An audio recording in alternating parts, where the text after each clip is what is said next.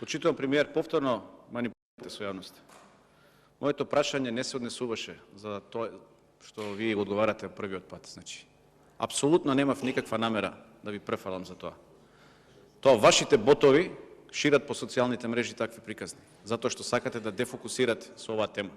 А јас мислам и го кажувам уште еднаш, извадете стенограмите ќе видите дека се гадам од такви работи, да се споменуваат и децата да се фрлаат во политичкиот ринг.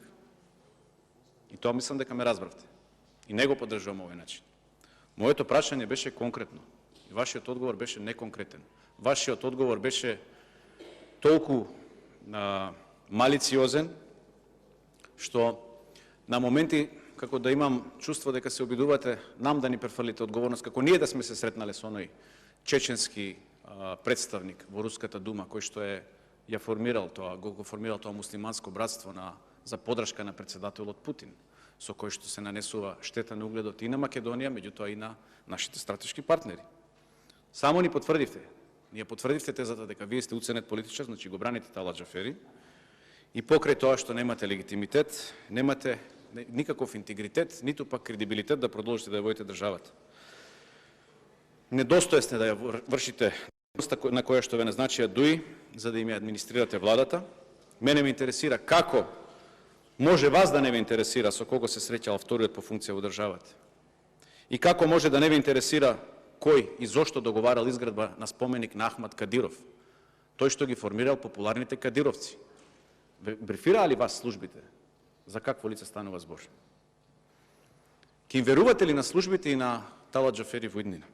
Ова е крајно неодговорно од ваша страна. Не сакате да осудите ниту еден настан во кој што јасно се гледа дека има вина на носителите на државни функции. Сте премиер на Македонија каков таков, иако немате никаков легитимитет, меѓутоа имате вие законски задолженија по кои мора да се однесувате, а иако не сте избрани на избори, имате одговорност пред јавноста. За мене, Талат Џафери во многу наврати се докажа како недостоен за извршување на функцијата председател на собранието. И досега требаше да си поднесе оставка.